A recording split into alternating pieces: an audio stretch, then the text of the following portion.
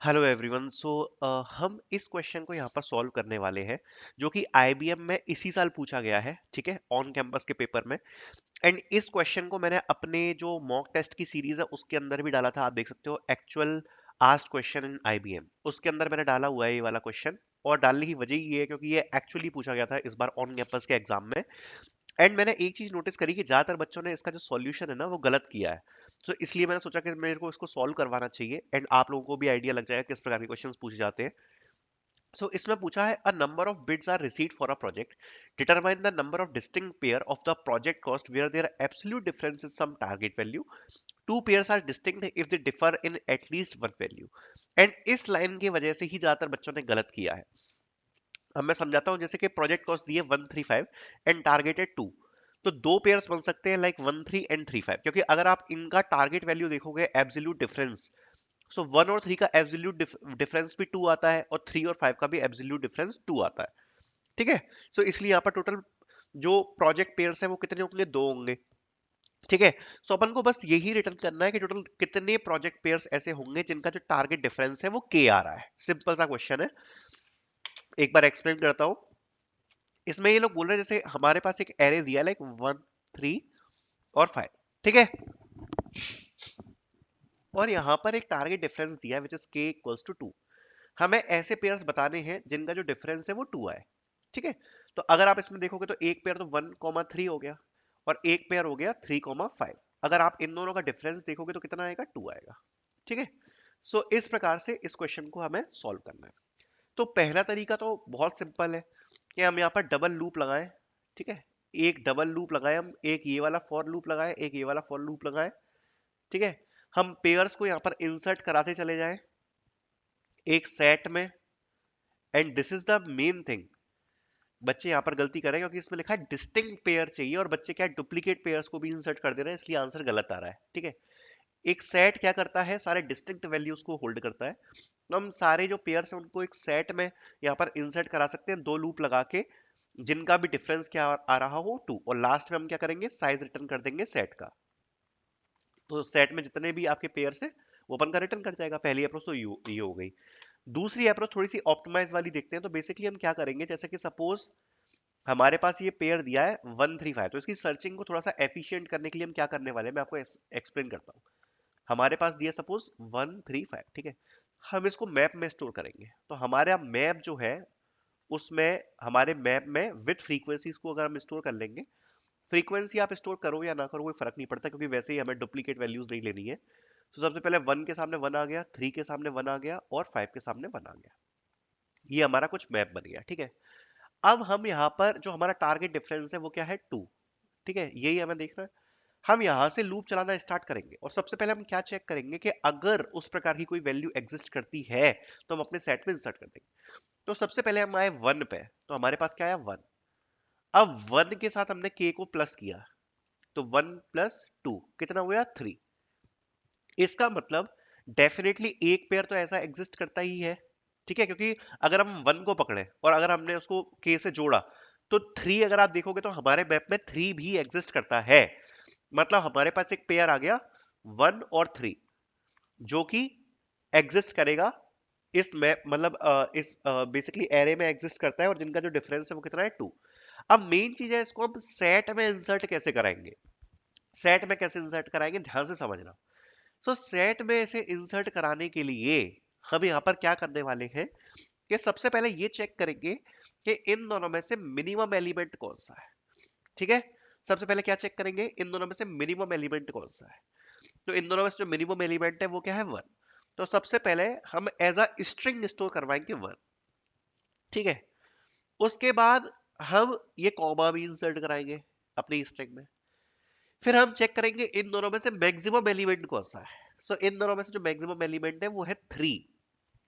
हम 3 को स्टोर कराएंगे और इस प्रकार से जब हमारी स्ट्रिंग बन जाएगी 1, 3, तो इसको हम सेट में इंसर्ट करवाएंगे। द रीजन इज, इसका ऐसा इंस्टोर कराने का रीजन क्या है, यही मेन पॉइंट है, यही आपको समझना है कि हमने इस प्रकार से स्ट्रिंग में क्यों स्टोर कराया, ठीक है। और ये वाली जो अप्रोच है ना, ये आपको गूगल पे भी नहीं मिलेगी कहीं, थोड़ी सी डिफिकल्ट अप्रोच मिलेगी, मैं आपको इजी अप्रोच बता रहा हूँ। ऐसे ही क्यों स्टोर कराया हमने, इसका रीजन ये है कि जैसे सपोज हमारा जो एरे है वो 1 3 5, इसके बाद अगर 3 और 1 होता, ऐसा कुछ हमारा अगर एरे देखने को हमें मिलता, तो हमने ये जो 1 3 स्टोर कराया है, तो ये तो अपन का एक डिस्टिंक्ट पेयर है। अब सपोज अगर हमारे पास 3 और 1 आ रहा है, तो 3 और 1 का भी जो डिफरेंस है वो कितना होगा, 2 होगा। बट इसको हम स्टोर नहीं करा सकते ना, क्योंकि ऑलरेडी हमारे पास 1 3 है।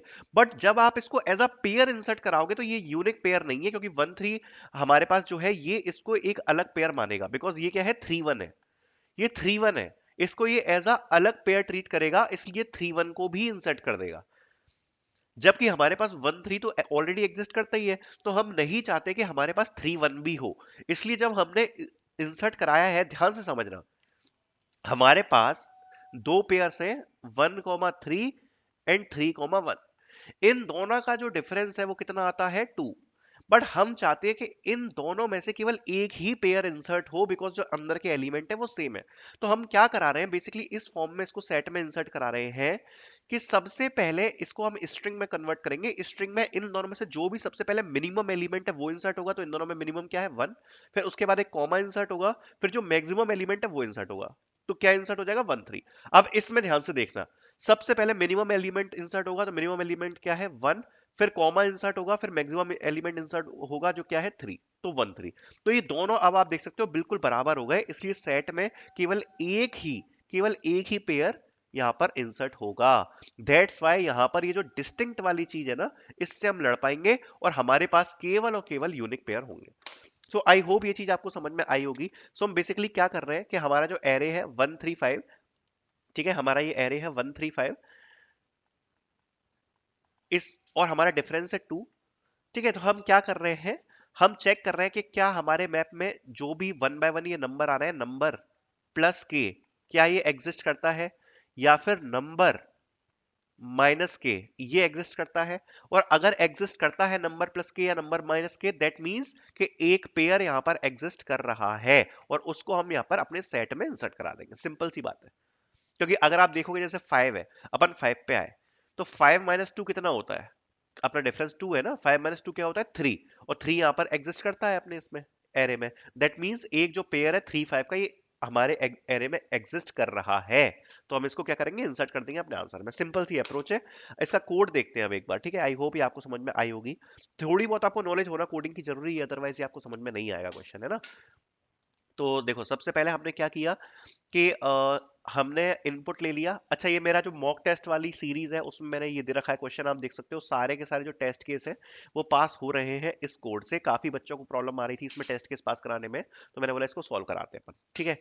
सो आप देख सकते हो, तो इसमें क्या है, सबसे पहले अपन ने काउंट ले लिया। काउंट लेने के बाद अपन ने एरे का जो इनपुट है इनपुट लिया, और उसके बाद अपन ने पास कर दिया इस फंक्शन में, जो कि काउंट करा के देगा हमें कितने पेयर्स, ठीक है। सबसे पहले हमने मैप बनाया, जैसा मैंने बताया था, और मैप के साथ हमने ये जो काउंट बनाया है इसकी जरूरत नहीं है, इसको लेट मी रिमूव। फिर उसके बाद हमने एक सेट बनाया, और ये सेट क्या करेगा, जैसा मैंने बताया, पेयर्स को इंसर्ट करेगा, ठीक है। और ये जो सेट है इसका टाइप क्या है, स्ट्रिंग, ठीक है। फिर 1 बाय 1 हमने अपना जो मैप है, मैप के अंदर सारे के सारे जो एरे के नंबर्स हैं उनको हमने इंसर्ट कराया। उसके बाद हमने अपने एरे पर लूप चलाया, और हमने वही चीज चेक करी, क्या नम प्लस के एग्जिस्ट करता है हमारे मैप में, ठीक है। नम प्लस के, जैसा मैंने अभी आपको बताया था, अगर एग्जिस्ट करता है, तो अब ये मेन लाइन आ रही है, तो हमने स्ट्रिंग में कन्वर्ट किया है। स्ट्रिंग में कन्वर्ट किया है, ध्यान से देखना कि सबसे पहले मिनिमम क्या है, नम और नम प्लस के बीच में, मतलब जो हमारे पास दोनों पेयर है, दोनों पेयर के बीच में जो भी मिनिमम नंबर है वो क्या है, सबसे पहले वो इंसर्ट होगा। फिर कॉमा इंसर्ट होगा, और उसके बाद नम और नम प्लस के बीच में मैक्सिमम क्या है वो इंसर्ट होगा, ठीक है। तो जैसा अभी मैंने आपको व्हाइट बोर्ड पे समझाया था, जैसे कि 1 3 है और 3 1 है, दोनों ही केस में क्या इंसर्ट होगा, 1 3 इंसर्ट होगा। सबसे पहले मिनिमम नंबर इंसर्ट होगा, फिर कॉमा इंसर्ट होगा, फिर मैक्सिमम इंसर्ट होगा। सेम नीचे वाला केस है, तो अगर आप देखोगे नम माइनस के, इस वाले में अगर ऐसा कुछ एग्जिस्ट करता है, तो सबसे पहले मिनिमम इंसर्ट होगा नम और नम माइनस के का, फिर कॉमा, कॉमा इंसर्ट होगा, और उसके बाद क्या इंसर्ट होगा, मैक्सिमम इंसर्ट होगा नम और नम माइनस के में से जो भी मैक्सिमम है वो एग्जिस्ट होगा, ठीक है। सो इससे हमारे क्या होगा, जो यूनिकली जो हमारा सेट है उसमें पेयर्स जो है वो इंसर्ट हो पाएंगे, और लास्ट में हम अपने सेट का जो साइज है वो रिटर्न करा देंगे, और वही हमारा आंसर होगा। और जब हम इस कोड को हम रन करेंगे, तो आप देख सकते हो सारे के सारे जो मेरे टेस्ट केस है वो पास हो रहे हैं. This was the actual question asked in IBM. I hope this question will help you guys.